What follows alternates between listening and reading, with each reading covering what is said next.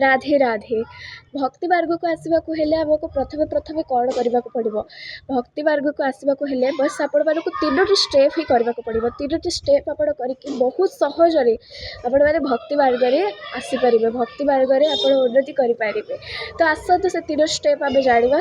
प्रथम है आपण मैंने भगवत गीता पढ़े। भगवत गीता एमती गोटे ग्रंथ जोटा कि परम पुरुष भगवान श्रीकृष्ण मुखरे कहते श्रीकृष्ण। तो आपण मैंने जदि माने स्पिरिचुआलिटी कि आध्यात्मिकता मार्ग में आसवाक चाहते तो सर्वप्रथमे आपण मानक भगवत गीता पढ़ा पड़ो। भगवत गीतार पढ़ा द्वारा आपण मैंने आध्यात्मिकता मार्ग में आसपारे। आपण मैंने जापर प्रकृत में आम किए, प्रकृत में आम मानकर लक्ष्य कौन, प्रकृत में आम मानव जीवन कौन पाई से भगवत गीतार पढ़ माने मिल पार। आप पढ़े प्रथमे प्रथमे आम पढ़ुं डिफिकल्ट लगे बट आप चेष्टा करेंगे पढ़ा को 2-3 थर पढ़े गोटे गोटे एटलिस्ट आप गोटे गोटे श्लोक रू ही आरंभ करेंगे जहाँफल आप धीरे धीरे धीरे धीरे बुझे। गोटे पढ़े मात्र गोटे श्लोक पढ़े मात्र भल भाव बुझिकी आपण मैंने पढ़े।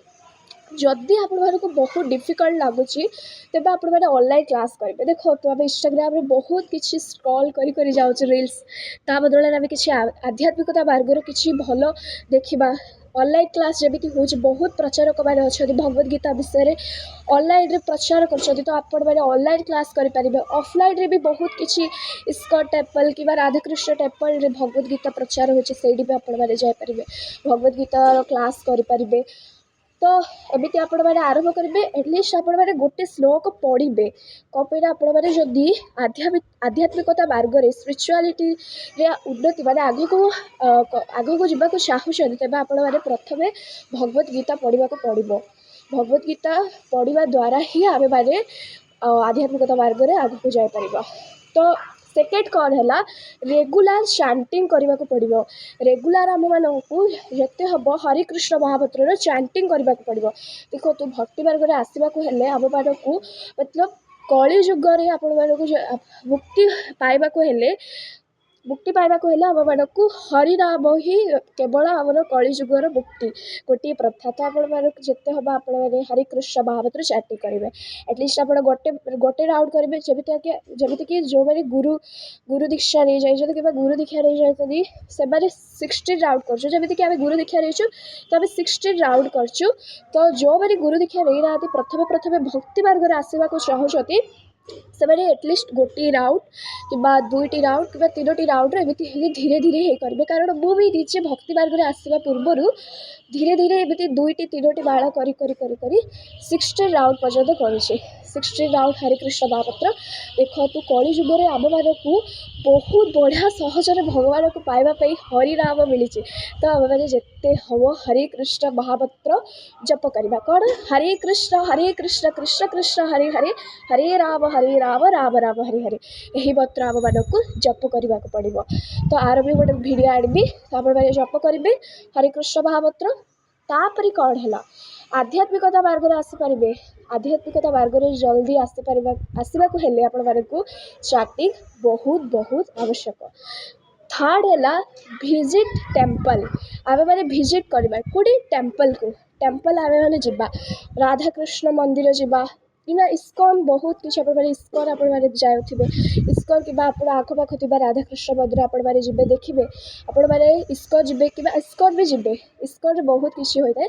तो इस्कॉन रे आपण मैंने जिते इस्कॉन रे बहुत भक्त था बहुत बड़ बड़ डिवोटी गुड़ाक था। तो आपण मैंने जो भक्तर सग हे भक्तर सग हेले ही आपण मैंने धीरे धीरे धीरे धीरे भक्ति मार्ग में उन्नति करेंगे। तो आपण मैंने भक्त सग करवा बहुत आवश्यक। बहुत बहुत बड़ डिवोटी गुड़ाक था इस्कॉन टेम्पल गुड़ाक। तो आप भक्त सग करेंगे मंदिर में आराम आपण मैंने बसिकी चैटिंग करेंगे। देखिए बहुत चेष्टा करेंगे एटलिस्ट आम राधाकृष्ण टेम्पल जा कि इस्कॉन टेम्पल जा कहीं बहुत माने इस्कॉन टेम्पल गुड़ाक बहुत कीर्तन नाम संकीर्तन प्रचार बहुत किसी होता है। आपण मैंने जावाक चेष्टा करेंगे एटलिस्ट जावाई चाहिए आम मैंने ଯିବାକୁ ପଡ଼ିବ। ଆଧ୍ୟାତ୍ମିକତା ମାର୍ଗରେ ଆସିବାକୁ ହେଲେ, ଭକ୍ତି ମାର୍ଗରେ ସ୍ପେଶାଲି ଭକ୍ତି ମାର୍ଗରେ ଆସିବାକୁ ହେଲେ ଆମମାନେ ଇସ୍କନ ଟେମ୍ପଲ୍ ଯିବାକୁ ପଡ଼ିବ, ଭକ୍ତର ସଙ୍ଗ କରିବାକୁ ପଡ଼ିବ, ହରେକୃଷ୍ଣ ମହାମନ୍ତ୍ର ଚାଟି କରିବାକୁ ପଡ଼ିବ। ତାପରେ ବହୁତ କୀର୍ତ୍ତନ ହୋଇଥାଏ ଇସ୍କନରେ, ତ ଇସ୍କନ କୀର୍ତ୍ତନ କରିବେ ଯାଇକି ମିଶିକି। ଇସ୍କନରେ ବହୁତ ଡ୍ୟାନ୍ସ, କୀର୍ତ୍ତନ, ପ୍ରସାଦ ସବୁ ସେବନ କରିକି ଆସିବେ। କରିକି ଆପଣମାନେ ଆଧ୍ୟାତ୍ମିକତା ମାର୍ଗରେ ଆସିବାକୁ ପଡ଼ିବ। ବହୁତ ଆପଣ ଯଦି ଭକ୍ତ ସଙ୍ଗ କରିପାରିବେ, ଯଦି ଭକ୍ତ ସଙ୍ଗ କରିଲେ ଆପଣମାନେ ଆପେ ଆପେ ଦେଖିବେ ଧୀରେ ଧୀରେ ଆପଣମାନେ କିଛି ଜାଣିପାରିବେ ଭକ୍ତ ସହିତ। ବହୁତ ବଡ଼ ବଡ଼ ଡିଭୋଟି ଗୁଡ଼ାକ ଥାଉଛନ୍ତି, ବହୁତ ବଡ଼ ବଡ଼ ଭକ୍ତ ଗୁଡ଼ାକ ଥାଉଛନ୍ତି, ଯାହାଦ୍ୱାରା ତାକେ ବହୁତ କିଛି କୃଷ୍ଣଙ୍କ ବିଷୟରେ କହିବେ, କୃଷ୍ଣଙ୍କର ପ୍ରଚାର କରିବେ। ମାନେ ଇସ୍କନରେ ତ ଏମିତି ପ୍ରଚାର ହୋଇଥାଏ। ଆପଣମାନେ ରାଧାକୃଷ୍ଣ ଟେମ୍ପଲ୍ ଆଟଲିଷ୍ଟ ସବୁଦିନ ତ ଯାଇପାରିବେନି, କେମିତି ତ ଆପଣମାନେ ଯାଇପାରିବେ 2 ଦିନକୁ ଥରେ 3 ଦିନକୁ ଥରେ ଆପଣମାନେ ଯିବାକୁ ଚେଷ୍ଟା କରିବେ। ତ ଆପଣମାନେ ଯଦି ପ୍ରକୃତରେ ମାନବ ଜୀବନ ମାନବ ଜୀବନକୁ ଯଦି ସଫଳ କରିବାକୁ ଚାହୁଁଛନ୍ତି ତେବେ ଗୋଟିଏ ହିଁ ମାର୍ଗ ଭକ୍ତି ମାର୍ଗ। ଭକ୍ତି ମାର୍ଗରେ ହିଁ ଆପଣମାନେ ଭୌତିକ ଜଗତରେ ରହିକି ବି ଗୃହସ୍ଥ ଜୀବନରେ ନିଜ କର୍ମ କରିବା ସହିତ ଭଗବାନଙ୍କୁ ବି ଡାକିକି ଭଗବାନଙ୍କର ଗୋଲକ ଧାମ କୃଷ୍ଣ ଯେଉଁଠି ବାସ କରୁଛନ୍ତି, ରାଧାକୃଷ୍ଣ ଯେଉଁଠି ବାସ କରୁଛନ୍ତି, ଆପଣମାନେ ଗୃହସ୍ଥ ଜୀବନରେ ଯଦି ନିଜ କର୍ମ ସହ ଏତିକି କରୁଛନ୍ତି ତେବେ ଆପଣମାନେ ପୁଣି ଜନ୍ମଚକ୍ର ମୃତ୍ୟୁରେ ଫସିବାକୁ ହେବ ନାହିଁ। ଆପଣମାନେ ଜନ୍ମଚକ୍ର ମୃତ୍ୟୁରୁ ଉଦ୍ଧାର ହେବେ। ପୁଣି ଜନ୍ମ ପୁଣି ମୃତ୍ୟୁ ଏସବୁରୁ ଉଦ୍ଧାର ହେବେ। ଏଇ ଭବସାଗରରୁ ଉଦ୍ଧାର ହେବେ। ଆପଣ ଶ୍ରୀକୃଷ୍ଣଙ୍କ ଗୋଲକ ଧାମକୁ ପ୍ରାପ୍ତି ହୋଇଯିବେ। ତ ଯଦି ଆପଣମାନେ ଆଧ୍ୟାତ୍ମିକତା ମାର୍ଗ ଆମ ସନାତନ ଧର୍ମର ଆଧ୍ୟାତ୍ମିକତା ମାର୍ଗରେ ଆସିବାକୁ ଚାହୁଁଛନ୍ତି, ବାସ୍ ଏ 3ଟି ଷ୍ଟେପ୍ ହିଁ ଆରମ୍ଭ କରନ୍ତୁ।